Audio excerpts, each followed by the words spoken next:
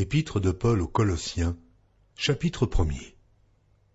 Paul, apôtre de Jésus-Christ, par la volonté de Dieu, et le frère Timothée, aux saints et fidèles frères en Christ qui sont à Colosse. Que la grâce et la paix vous soient données de la part de Dieu notre Père. Nous rendons grâce à Dieu, le Père de notre Seigneur Jésus-Christ, et nous ne cessons de prier pour vous. Ayant été informés de votre foi en Jésus-Christ et de votre charité pour tous les saints, à cause de l'espérance qui vous est réservée dans les cieux, et que la parole de la vérité, la parole de l'Évangile, vous a précédemment fait connaître. Il est au milieu de vous et dans le monde entier. Il porte des fruits et il va grandissant, comme c'est aussi le cas parmi vous, depuis le jour où vous avez entendu et connu la grâce de Dieu, conformément à la vérité, d'après les instructions que vous avez reçues d'Épaphras, notre bien-aimé compagnon de service, qui est pour vous un fidèle ministre de Christ, et qui nous a appris de quelle charité l'Esprit vous anime. C'est pour cela que nous aussi, depuis le jour où nous en avons été informés, nous ne cessons de prier Dieu pour vous, et de demander que vous soyez remplis de la connaissance de sa volonté, en toute sagesse et intelligence spirituelle, pour marcher d'une manière digne du Seigneur et lui être entièrement agréable, portant des fruits de toutes sortes de bonnes œuvres et croissant par la connaissance de Dieu, fortifié à tous égards par sa puissance glorieuse, en sorte que vous soyez toujours et avec joie, persévérants et patients. Rendez grâce au Père, qui vous a rendu capable d'avoir part à l'héritage des saints dans la lumière, qui nous a délivrés de la puissance des ténèbres et nous a transportés dans le royaume du Fils de son amour, en qui nous avons la rédemption et la rémission des péchés. Il est l'image du Dieu invisible, le premier-né de toute la création. Car en lui ont été créées toutes les choses qui sont dans les cieux et sur la terre, les visibles et les invisibles, trône, dignité, domination, autorité. Tout a été créé par lui et pour lui. Il est avant toute chose, et toute chose subsiste en lui. Il est la tête du corps de l'Église. Il est le commencement, le premier-né d'entre les morts, afin d'être en tout le premier. Car Dieu a voulu que toute plénitude habitât en lui. Il a voulu par lui réconcilier tout avec lui-même, tant ce qui est sur la terre que ce qui est dans les cieux, en faisant la paix par lui, par le sang de sa croix. Et vous, qui étiez autrefois étrangers, et ennemis par vos pensées et par vos mauvaises œuvres, il vous a maintenant réconciliés par sa mort dans le corps de sa chair, pour vous faire paraître devant lui saint, irrépréhensible et sans reproche. Si du moins vous demeurez fondés et inébranlables dans la foi, sans vous détourner de l'espérance de l'Évangile que vous avez entendu et qui a été prêché à toute créature sous le ciel, et dont moi, Paul, j'ai été fait ministre. Je me réjouis maintenant dans mes souffrances pour vous. Et ce qui manque aux souffrances de Christ, je l'achève en ma chair, pour son corps, qui est l'Église. C'est d'elle que j'ai été fait ministre, selon la charge que Dieu m'a donnée auprès de vous, afin que j'annonçasse pleinement la parole de Dieu, le mystère caché de tout temps et dans tous les âges, mais révélé maintenant à ses saints, à qui Dieu a voulu faire connaître quelle est la glorieuse richesse de ce mystère parmi les païens, savoir Christ en vous, l'espérance de la gloire. C'est lui que nous annonçons, exhortant tout homme et instruisant tout homme en toute sagesse, afin de présenter à Dieu tout homme devenu parfait en Christ. C'est à quoi je travaille, en combattant avec sa force qui agit puissamment en moi. Épître de Paul aux Colossiens, chapitre 2. Je veux en effet que vous sachiez combien est grand le combat que je soutiens pour vous, et pour ceux qui sont à Laodicée, et pour tous ceux qui n'ont pas vu mon visage en la chair, afin qu'ils aient le cœur rempli de consolation, qu'ils soient unis dans la charité et enrichis d'une pleine intelligence, pour connaître le mystère de Dieu, savoir Christ. Mystère dans lequel sont cachés tous les trésors de la sagesse et de la science. Je dis cela afin que personne ne vous trompe par des discours séduisants. Car si je suis absent de corps, je suis avec vous en esprit, voyant avec joie le bon ordre qui règne parmi vous, et la fermeté de votre foi en Christ. Ainsi donc, comme vous avez reçu le Seigneur Jésus-Christ, marchez en lui, étant enracinés et fondés en lui et affermis par la foi, d'après les instructions qui vous ont été données, et abondez en actions de grâce. Prenez garde que personne ne fasse de vous sa proie par la philosophie et par une vaine tromperie, s'appuyant sur la tradition des hommes, sur les rudiments du monde, et non sur Christ. Car en lui habite corporellement toute la plénitude de la divinité. Vous avez tout pleinement en lui, qui est le chef de toute domination et de toute autorité. C'est en lui que vous avez été circoncis, d'une circoncision que la main n'a pas faite, mais de la circoncision de Christ, qui consiste dans le dépouillement du corps de la chair, ayant été ensevelis avec lui par le baptême. Vous êtes aussi ressuscités en lui et avec lui, par la foi en la puissance de Dieu qui l'a ressuscité des morts.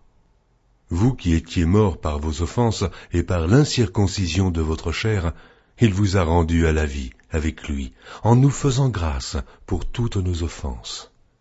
Il a effacé l'acte dont les ordonnances nous condamnaient et qui subsistait contre nous, et il l'a détruit en le clouant à la croix.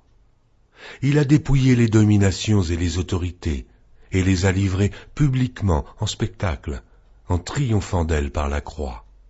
Que personne donc ne vous juge au sujet du manger ou du boire, ou au sujet d'une fête, d'une nouvelle lune ou des shabbats.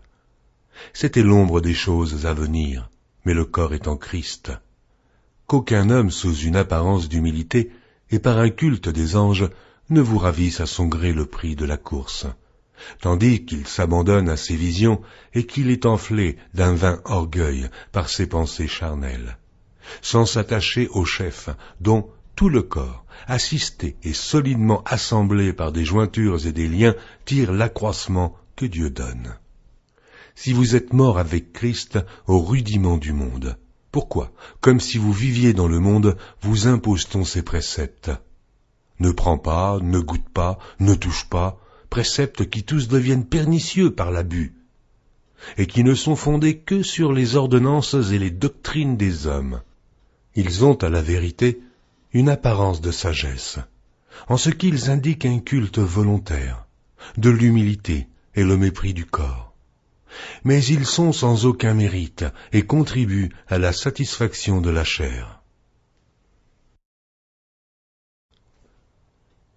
Épître de Paul aux Colossiens, chapitre 3.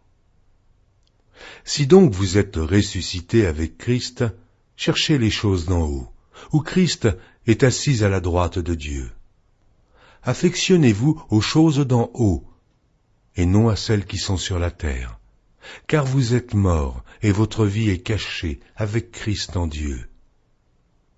Quand Christ, votre vie, paraîtra, alors vous paraîtrez aussi avec lui dans la gloire.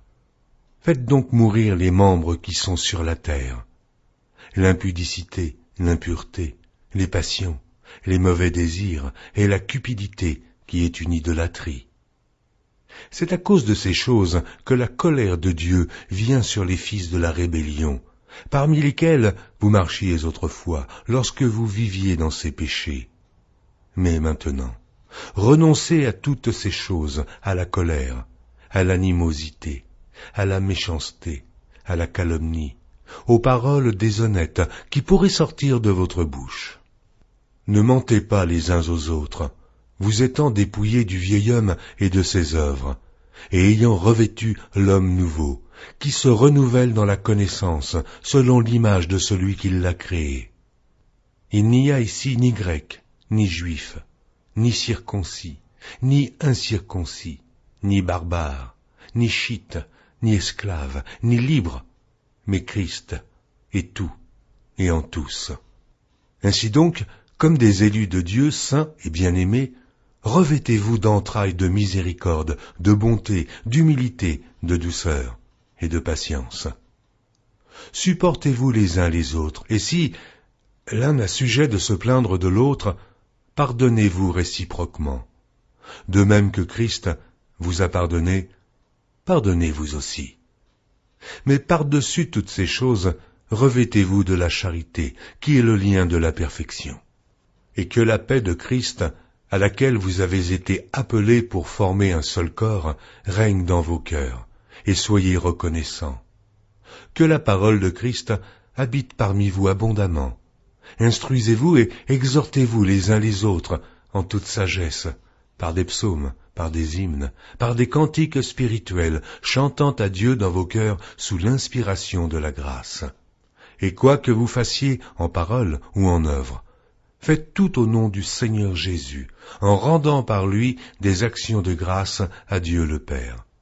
Femmes, soyez soumises à vos maris comme il convient dans le Seigneur. Maris, aimez vos femmes, et ne vous aigrissez pas contre elles. Enfants, obéissez en toutes choses à vos parents, car cela est agréable dans le Seigneur. Pères, n'irritez pas vos enfants, de peur qu'ils ne se découragent.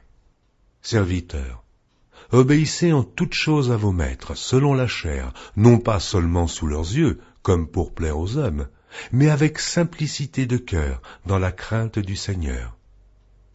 Tout ce que vous faites, faites-le de bon cœur, comme pour le Seigneur, et non pour des hommes, sachant que vous recevrez du Seigneur l'héritage pour récompense. Servez Christ le Seigneur. Car celui qui agit injustement recevra selon son injustice. Il n'y a point d'acception de personne.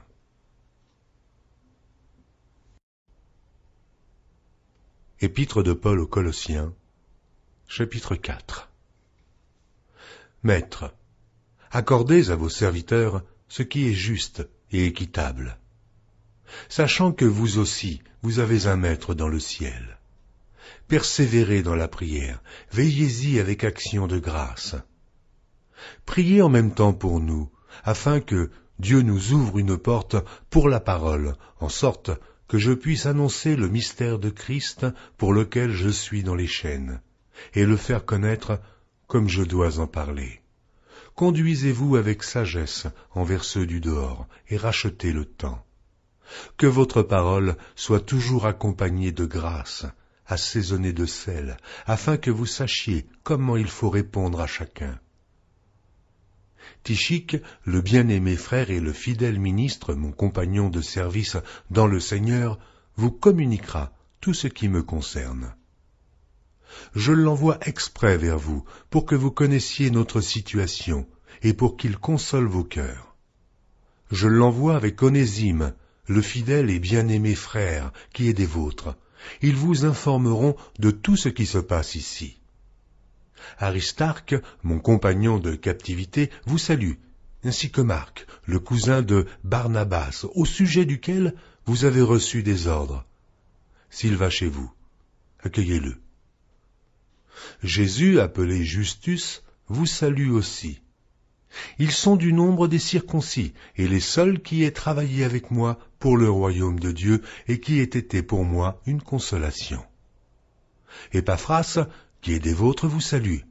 Serviteur de Jésus-Christ, il ne cesse de combattre pour vous dans ses prières, afin que, parfait et pleinement persuadé, vous persistiez dans une entière soumission à la volonté de Dieu. Car je lui rends le témoignage qu'il a une grande sollicitude pour vous, pour ceux de Laodicée et pour ceux d'Hiérapolis. Luc, le médecin bien-aimé, vous salue, ainsi que Démas. Saluez les frères qui sont à Laodicée, et Nymphas, et l'Église qui est dans sa maison. Lorsque cette lettre aura été lue chez vous, faites en sorte qu'elle soit aussi lue dans l'Église des Laodiciens, et que vous lisiez à votre tour celle qui vous arrivera de Laodicée. Et dites à Archippe, prends garde au ministère que tu as reçu dans le Seigneur, afin de le bien remplir.